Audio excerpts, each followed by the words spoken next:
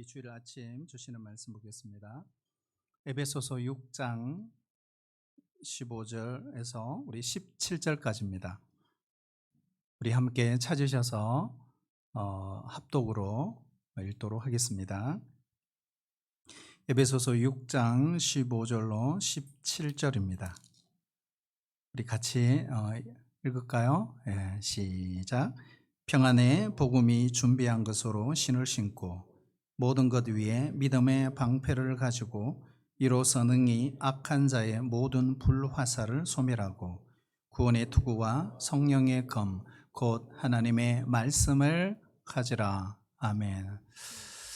벌써 우리 6개월이 다 지나갔습니다. 우리 한 해를 우리가 돌아보면서 정말 하나님께서 여기까지 인도하셨구나 하는 이런 고백을 우리가 할 수가 있습니다.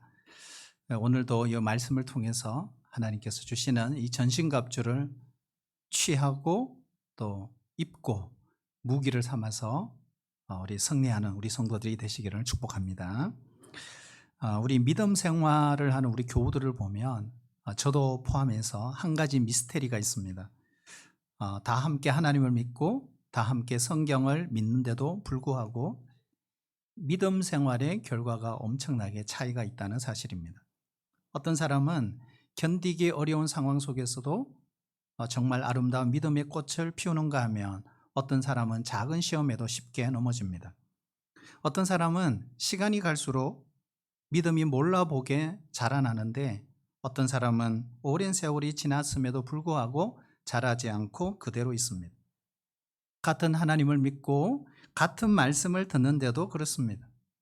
어떤 신자는 날마다 승리하고 살아가는 반면 어떤 신자는 날마다 실패합니다. 사랑하신 여러분, 여러분은 한 해 돌아보면서 어떤 신자였습니까? 우리는 모두 신앙생활에서 승리하기를 원합니다. 저 역시 마찬가지입니다. 그래서 종종 저는 새벽에 엎드려서 하나님께 이렇게 기도합니다. 하나님, 제 믿음을 성장시켜 주십시오. 저의 바람입니다. 우리가 이 영적인 전투에서 우리가 승리하려면 반드시 탑재해야 될 무기가 있습니다. 우리가 누리호를 전 세계에 7번째 쏘아 올렸습니다. 거기에 무엇을 탑재하느냐에 따라서 이것이 무기가 될 수도 있고 인공위성이 될 수도 있습니다. 믿음 생활도 마찬가지죠. 영적인 생활에 어떤 무기를 내가 가지느냐에 따라서 전쟁의 승패는 결정이 되는 것입니다. 어떤 학자는 이렇게 말했어요. 인류의 역사는 무기의 역사다. 돌을 가지고 살던 사람들에게 철을 가지고 쳐들어온 그 적을 이겨낼 수가 있겠습니까? 칼을 사용하던 사람들에게 총을 들고 오는 사람들이 있다면 그 땅을 내줄 수밖에 없습니다. 아무리 고수라도 평생 검수를 연마했더라도 총 앞에서는 맥을 추지 못하는 것입니다. 전투에 있어서 중요한 것은 수가 아니라는 거죠. 바로 그들이 갖고 있는 무기입니다. 우리가 영적 전투 현장에서도 똑같습니다.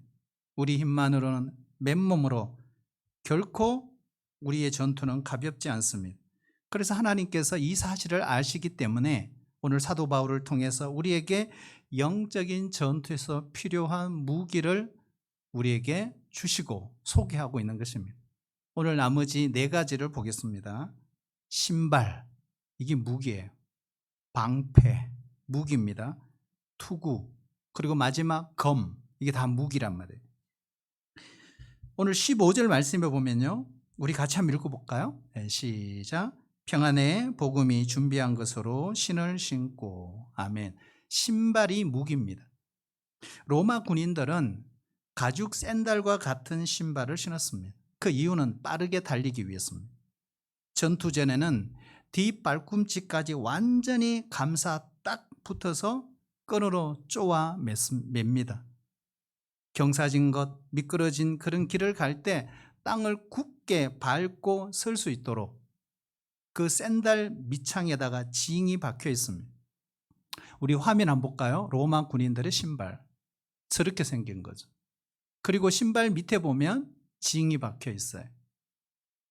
예수님께서 우리에게 주신 이 신발이 뭘까요? 오늘 함께 읽었잖아요. 평안의 복음이 준비된 신발을 신어라. 그러면 뭘 준비하라는 거죠? 복음. 그래서 우리는 항상 복음을 전할 마음의 준비를 하고 살아야 하는 것입니다. 이 복음은 마음의 평안을 주는 복음이죠. 하나님과 사람 사이에 화목해 하고 그 다음에 사람과 사람 사이에도 화목해 하는 복음입니다. 그래서 오늘 성경은 평안의 복음이다 이렇게 말하는 거예요. 이 복음이 전해질 때 어두운 세력들이 떠나가고요. 하나님의 나라가 확장되는 것입니다. 그렇다면 우리가 신발이 없으면 어떻게 전투를 할 수 있겠습니까? 여러분, 믿음의 꽃이 뭘까요? 믿음의 꽃. 우리 선교사님들이 오면 한 번씩 이야기합니다. 믿음의 꽃은 선교다, 전도다. 영혼을 구원하는 것입니다. 교회도 신자도 언제든지 복음을 전할 만반의 준비를 갖추고 있어야 합니다. 기회가 되면 뛰어나가야 합니다. 우리 영성이 병들면 바로 전도의 열정, 선교의 열정이 식습니다. 침체된 영성을 살기 위해서 가장 좋은 방법은 전도의 현장, 선교의 현장으로 가면 되는 것이죠. 나에게 삶의 의욕이 없고 왠지 하루하루가 피곤하고 답답해진 분들은요, 복음 전도의 최일선에 한번 나서서 보십시오. 하나님께서 우리를 인도하실 수 있어요. 아무리 힘들어도 교회는 전도와 선교를 중지하면 안 됩니다. 그러면 바로 내리막길이죠. 제가 교제하고 있는 어떤 선교사님은요, 이런 일을 당했다고 말씀을 하셨어요. 교회가 정축하면서 좀 어려워졌겠죠, 경제적으로. 그런데 일방적으로 파송 선교사입니다. 한 달에 200만 원씩 선교를 하는 교회입니다. 그런데 다음 달부터 지원을 끊어버렸어요. 한 달 안에 갑작스러운 귀국, 선교사님 온 가족들이 피눈물을 흘리게 된 것입니다. 우리가 아무리 현실적으로 어려운 상황이라도 복음을 전파하는 데 힘써야 교회가 살아납니다. 교회가 살아날 때 개인의 삶도 살아나는 것입니다. 적극적으로 전도하고 선교하는 것이 뭐라는 거예요? 사탄을 이기는 길이다. 그러므로 영적인 전투는 복음 전파와 직결되어 있습니다. 선교지에서만 순교를 각오하는 것이 아닙니다. 어쩌면 우리의 삶의 자리가 순교의 영성을 갖고 살아내지 않으면 정말 어려운 것이 우리의 현실입니다. 인간관계도 훈련받아야 되거든요. 피 흘리기까지 싸워야 합니다. 우리가 먼 곳에 나가서 복음을 전하지 못해도 가까운 곳에 가서 사탄에게 빼앗긴 영혼들을 찾아와야 하는 것입니다. 사탄에게 빼앗긴 그 지역을 다시 찾을 수 있습니다. 사랑하신 여러분, 우리 모두 복음의 야성을 반드시 회복할 수 있기를 축복합니다. 우리가 팬데믹을 지나서 지금 엔데믹이 시작이 되었습니다. 그럼에도 불구하고 여전히 우리는 그 팬데믹에 갇혀 있지 않습니까? 여러분, 복음이면 충분합니다. 우리의 자아 성취를 위해서 하나님의 말씀을 사용하지 않기를 축복합니다. 말씀 성취를 위해서 도리어 주를 위해 써야 합니다. 청년 세대가 그런 세대가 되도록 해야 합니다. 우리 청소년 세대가 그런 세대가 되기를 축복합니다. 우리가 미루지 않게 하시고 달려갈 길을 미루지 않게 하여 주시옵소서. 그리고 복음의 세대, 말씀의 세대가 일어나게 하여 주시옵소서. 우리가 기도해야 합니다. 평안의 복음의 신발을 신으면 모든 미움과 모든 폭력과 전투는 종식될 것입니다. 우리가 두 번째요, 따라올까요? 방패가 무기입니다. 우리 16절 같이 한번 읽어볼까요? 예, 시작. 모든 것 위에 믿음의 방패를 가지고 이로써 능히 악한 자의 모든 불화살을 소멸하고. 아멘. 여기 보면 악한 자의 모든 불화살을 소멸하고. 여기 악한 자가 누굴까요? 바로 사탄입니다. 사탄은 지금도 계속해서 우리에게 불화살을 쏘고 있습니다. 우리의 인격을 향해서, 우리의 마음을 향해서 불화살을 계속 당겨요. 신자에게 있어서 가장 신경 써야 될 것이 있다면 아마도 그것은 마음입니다. 무릇 지킬 만한 것 중에 더욱 내 마음을 지키라. 생명의 근원이 이에서 남이니라 그랬어요. 몸이 아픈 것도 무서운 거지만 마음의 병이 더 무서워요. 어려운 환경이나 그 질병은요, 우리에게 직접적인 고통을 주지만 그로 인한 마음의 고통이 더 우리를 힘들게 합니다. 이렇게 마음이 중요하다는 걸 우리가 알지만 우리 뜻대로 다스릴 수가 없는 것입니다. 내 마음도 내가 원하는 대로 안 돼요. 사람이 자기의 마음을 자기 뜻대로 움직일 수 있다면 얼마나 좋겠습니까? 현실은 그렇지 않습니다. 낙심하고 염려하고 미워하고 시기하고 질투하고 분노하고, 자기 연민에 빠지고 두려움과 외로움과 떠남과 내려놓음과, 누가 이런 마음을 갖고 싶겠습니까? 근데 우리도 예외가 아닙니다. 예수님을 나의 구주와 주님으로 믿고 내 마음에 영접했음에도 불구하고 우리 마음속에 이러한 부정적인 생각이 계속 찾아옵니다. 어느 날 갑자기 우울감이 찾아와요. 아무리 살펴봐도 특별한 이유가 없어요. 어떤 날은요, 아침에 눈을 떴는데 갑자기 마음이 그냥 쫙 가라앉아요. 지난밤에 무슨 일이 있는 것도 아닙니다. 그런데 마음이 쫙 가라앉아요. 몸이 움직이질 않아요. 일도 귀찮아요. 얘야, 학교 가야지. 자, 오늘 학교 가기 싫어요. 네가 선생인데 학교 안 가면 어떻게 하냐. 어떤 아내가 그러잖아요. 여보, 빨리 교회 갑시다. 아, 나 오늘 교회 못 가겠어. 나 교회 안 갈 거야. 아니, 목사님이 교회 안 가시면 어떻게 합니까? 때로는 사는 것이 귀찮아지기까지 합니다. 여러분, 이런 마음을 우리는 다 살면서 경험합니다. 괜히 화가 나죠? 누가 나에게 욕을 한 것도 아니에요. 불쾌한 일을 당한 것도 아니에요. 그냥 그 밑바닥에서 그냥 화가 치밀어 올라요. 그래서 누군가가 건들기만 하면 폭발하는 거죠. 신경질을 부립니다. 때로는 아이에게, 아내에게, 남편에게, 가까운 사람들에게, 또는 때로는 지나가는 개나 고양이에게도 화풀이 합니다. 괜히 누군가가 미워져요. 괜히 섭섭해지고 싫어집니다. 이것 때문에 가정의 위기도 오기도 합니다. 그런데 따지고 보면 이유가 없어요. 그런가 하면 어느 날 갑자기 나쁜 생각이 확 찾아오는 거예요. 음욕이 마음을 사로잡아요. 물질의 생각이 내 내리를 떠나지 않습니다.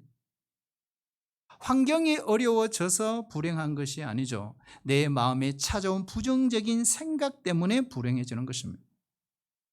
어려운 환경 속에서도 감사하고 기뻐하며 살아가는 사람들은 많아요. 이러한 부정적인 생각들의 출처가 어디냐 하는 것입니다. 오늘 성경은 사탄이 쏘는 불화살이다 그랬어요. 어떻게 대처할 수 있을까요? 이 공격을 막기 위해서는 방패가 필요합니다. 그 방패 이름이 뭐예요? 믿음이라는 거예요. 따라볼까요? 믿음의 방패. 믿음의 방패를 가지라. 여기서 말하는 믿음은요, 구원받기 위한 믿음이 아니에요. 영접하는 자, 곧 그 이름을 믿는 자들에게는 하나님의 자녀가 되는 권세를 주셨으니 그 믿음 아니에요. 주 예수를 믿으라. 그리하면 너와 내 집이 구원을 얻으리라. 그 믿음 아니에요. 무슨 믿음일까요? 한번 따라해 주실래요? 행동하는 믿음. 이미 구원받은 사람이 매일매일 자기의 삶 속에서 그 말씀을 적용하고 말씀대로 살아내는 믿음. 세상과 맞서서 쓸 수 있는 믿음. 그러므로 우리는 모든 일에 믿음의 방패를 들어야 합니다. 새벽에 아침 일찍 일어나서 하루 종일 모든 부분에 믿음을 적용하라는 것입니다. 학교에서, 가정에서, 직장에서, 휴가지에서, 교회에서 모든 결정과 행동을 믿음으로 하라는 것입니다. 우리가 주일에 교회 와서 예배드릴 때는 은혜가 충만한 것 같아요. 하지만 월요일부터 세상 안으로 들어가서 살기 시작하면 참 복잡해요. 이게 참 힘들어요. 사랑하는 가족이 갑자기 아파요. 내가 힘들어지니까 주변의 사람들이 멀리하는 것처럼 느껴져요. 현실도 어려운데 미래도 별로 나아질 것 같지가 않아요. 여러분, 이럴 때요, 사탄이 우리에게 의심을 주고 우리에게 불안을 조성하고 원망의 불화살을 쏘는 것입니다. 우리는 믿음의 방패를 들어 사탄의 공격을 막아내야 합니다. 사탄아, 물러가라. 하나님은 나를 사랑하셔. 하나님은 나의 반석이시며 나의 구원자이시며 나의 빛이시라고. 비록 지금 내가 광야를 지나고 있지만 하나님은 반드시 나를 축복의 땅으로 인도하실 거예요. 여러분, 이렇게 믿음으로 선포하시길 바랍니다. 이 믿음이 생기면 모든 좌절과 불신앙이 물러가는 거죠. 그런데 중요한 것은 이 믿음의 방패는 나 혼자 드는 게 아니에요. 형제 자매들이 함께 들고 싸우는 것이다. 우리 16절 다시 한번 볼까요? 이 16절 보시면 모든 것 위에 믿음의 방패를 가지고 이렇게 돼 있어요.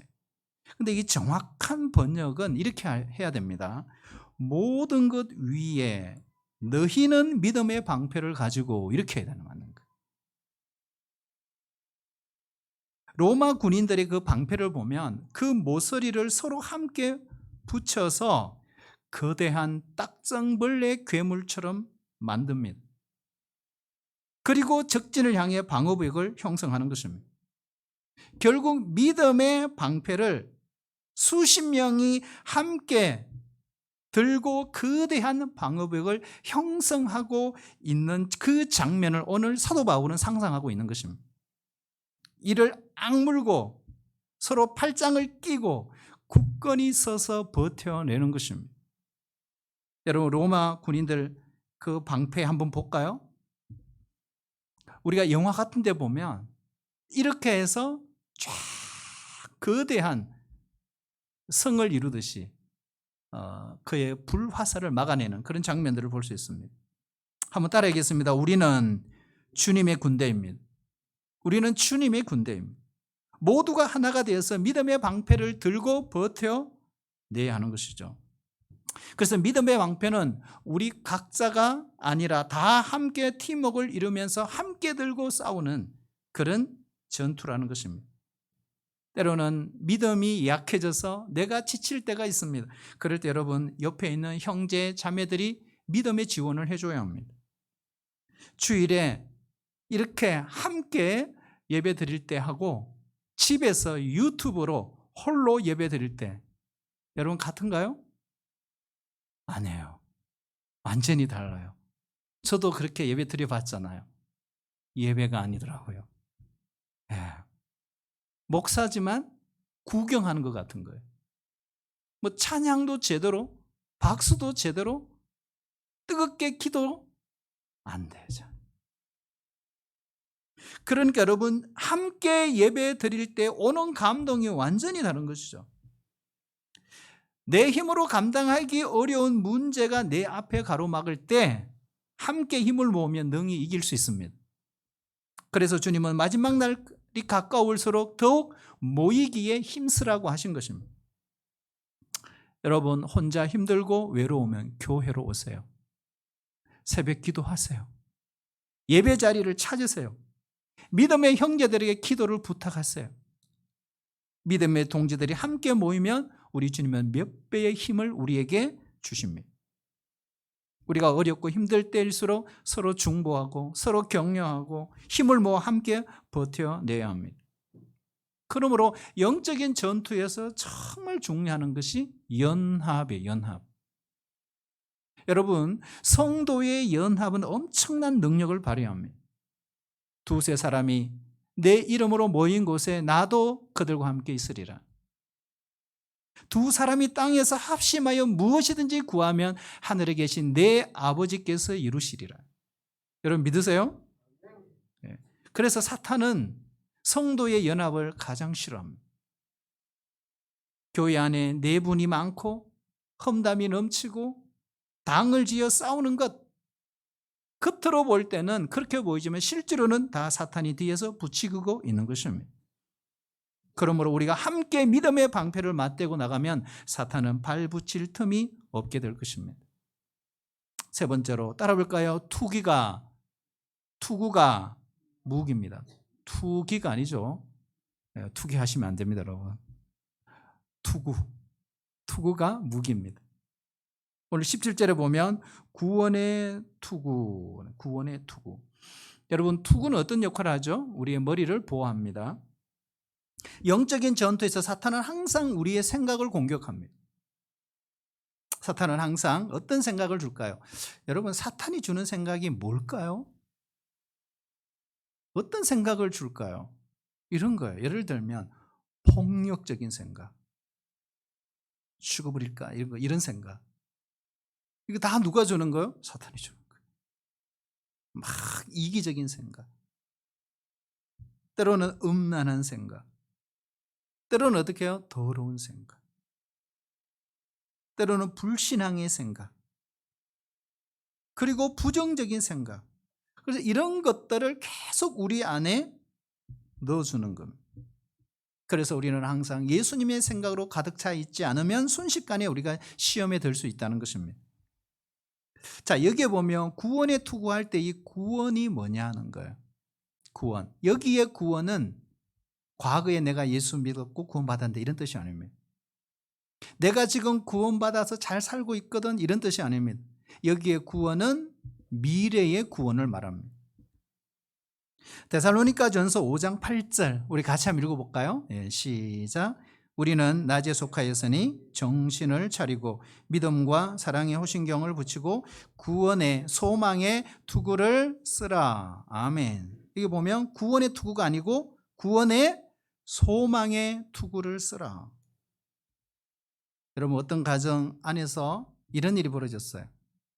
엄마 아빠의 생각과 자녀들의 생각이 완전히 달랐어요. 나는 이분을 뽑겠다고, 부모님은 저분을 뽑겠다고, 이렇게 이야기하다가 서로 대판 싸웠다는 거예요.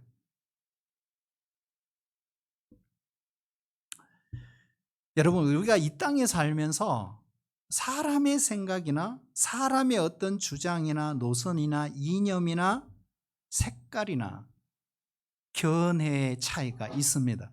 그런데 너무 그것에 끌려다니지 말아야 합니다.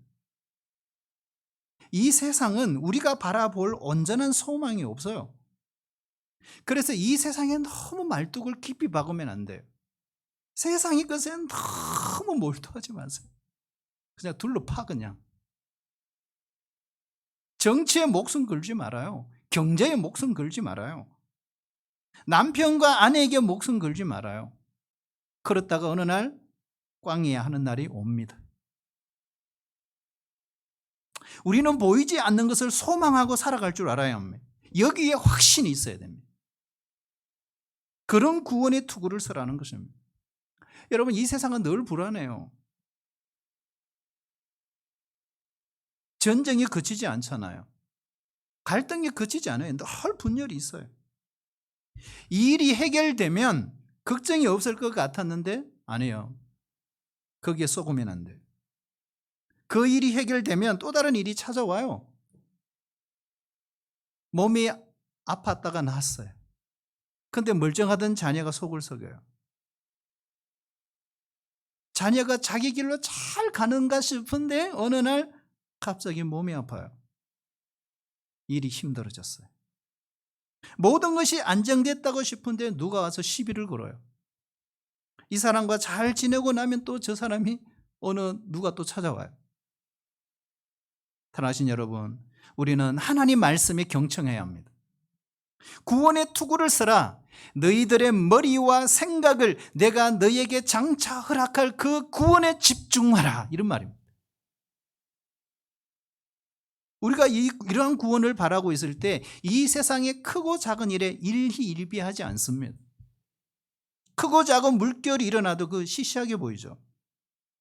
우리가 이러한 구원을 바랄 때 이 땅의 모든 것들은 아름답게 보이게 되는 것입니다. 하나님께서 주신 마지막 무기가 하나 있어요. 성령의 검. 17절에 보시면요. 성령의 검 곧 하나님의 말씀을 가지라.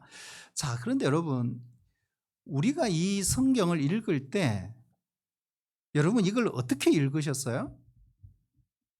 성령의 검, 하나님 말씀이지. 그렇게 읽으셨어요? 저는 그렇게 안 읽히던데요. 하나님의 말씀인데 왜 성령의 검이지? 이렇게 읽혀야 제대로 읽는 거예요. 그렇잖아요. 하나님의 말씀인데 왜 성령의 검이냐고요. 여러분, 하나님의 말씀을 가리키는 헬라어는 두 단어가 있어요. 첫 번째가 로고스입니다. 그러니까 성경 66권 기록된 말씀을 로고스라고 그러죠. 로고스의 말씀. 근데 또 한 가지가 있어요. 한번 따라해 줄까요? 레마예요. 그러니까 레마의 말씀이 있다. 기록된 말씀이 나에게 특별하게 다가올 때의 말씀, 그게 레마의 말씀입니다.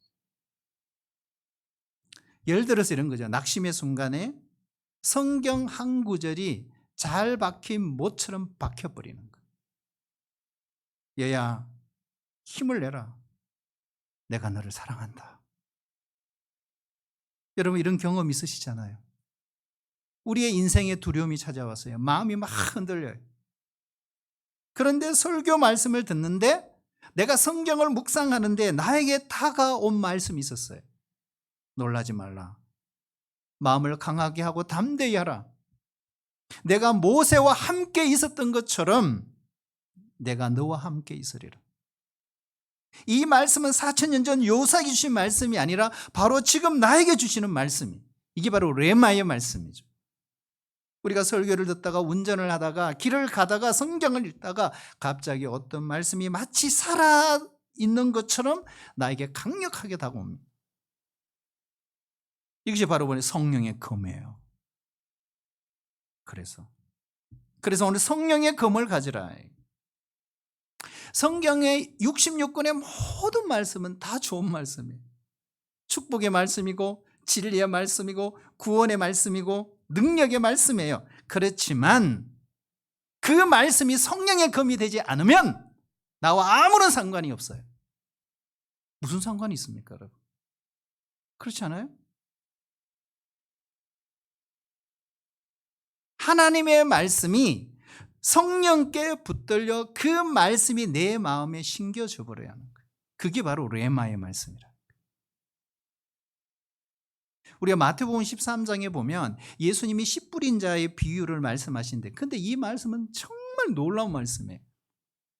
아, 그냥 뿌리셨구나. 그냥 안 들었네? 좋은 밭이 돼야 되겠어. 끝. 근데 여러분, 그거보다 더 놀라운 말씀이 있어요. 어떤 씨는 길가에 떨어졌는데 싹도 나지 못하고 죽어버렸어요. 어떤 씨는 돌짝밭에 떨어졌는데 조금 자라다가 죽어버렸어요. 어떤 씨가 가시떨기에 떨어졌는데 가시의 기운 때문에 조금 자라다가 죽어버렸어요. 특징이 뭐예요? 여기에 어떤 씨가 뭐예요? 하나님 말씀이잖아요. 근데 하나님의 말씀이 어떤 환경에서는 죽는다 하는 것입니다. 여러분 놀랍지 않나요? 하나도 안 놀라시네요. 저만 놀라는 것 같아요. 말씀이 죽다니. 그래서 오늘 하나님은 말씀하시는 거예요. 어떻게 해요? 내가 너희에게 준 모든 말씀이 다 능력이야, 축복이야, 구원이야, 진리야. 하지만 너희는 성령의 그 말씀을 가져야 한다. 그러면 어떤 말씀을 가르치는 거예요? 우리 마음에 역사하는 말씀이 돼야 된다. 믿으세요? 레마의 말씀이 돼야 되는 거죠. 그래서 우리가 성경을 읽을 때 설교 시간에 모든 순간마다 하나님 갈급해요. 하나님 저에게 말씀을 주세요. 그 소원을 가져야 하는 거예요. 이러한 성령의 검이 들려질 때 어떤 일이 일어날까요? 하나님의 말씀은 살아있고 활력이 있어 좌우의 날선 어떤 검보다 예리하여 혼과 영과 및 관절과 골수를 찔러 쪼개기까지 하며 마음의 생각과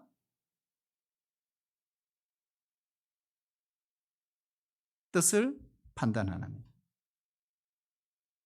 사탄은 지금도 그래요. 어떻게 하든지 우리에게 말씀이 오는 것을 막으려고 합니다. 성령의 검은 사용하면 할수록 날카로워집니다. 여러분 혹시 무뎌 있지 않습니까? 녹슬어 있지 않습니까? 칼집에서 칼을 뺀 지 너무 오래되지 않았습니까? 사랑하신 여러분, 영적 전투는 쉬운 일이 아닙니다. 피 흘리기까지 싸울 줄 알아야 합니다. 대단한 각오를 해야 합니다. 그렇다고 위축되면 안 돼요. 해도 되고 안 해도 되는 선택사항이 아닙니다. 우리가 살아가는 삶의 자리에서 반드시 감당해야 될 싸움. 물러서지 마세요. 어두운 군대를 그 자리에서 몰아내세요. 누워서 빈둥거리거나 앉아서 싸우는 군인은 없습니다. 마지막 때가 가까웠음을 사탄은 너무 잘 알아요. 그래서 최후의 발악을 하고 있는 것입니다. 우리 모두 성령의 검을 빼들고 일어나 준비하십시오. 그리고 예수의 이름으로 우리는 반드시 승리하게 될 것입니다. 기도하겠습니다. 하나님, 하나님께서 주신 우리 하나님의 전신갑주를 취하게 하시고 입게 하여 주시옵소서. 그리고 사용하게 하여 주시옵소서. 성령의 검을 빼들고 일어나게 하여 주시옵소서. 어둠의 모든 권세들을 이겨내게 하여 주시옵소서. 하나님의 십자가의 전사들로 우리를 만들어 주시옵소서. 예수님의 이름으로 기도하옵나이다. 아멘.